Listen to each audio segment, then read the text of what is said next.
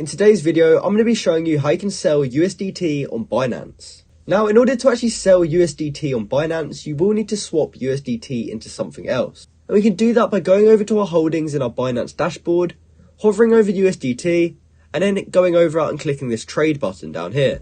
From there, we'll be brought to this page where we can trade USDT, but first we want to choose what to trade it into.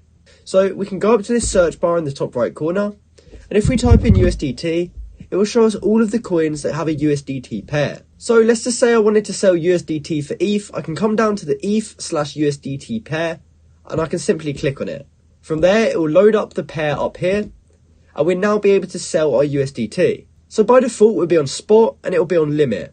Now spot's what we want to be on, but instead of being on limit, we want to change that to market, and that means it will actually sell it at the current market price.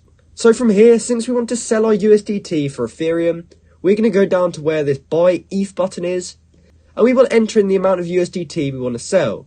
And we can click this over here to choose 100% of it.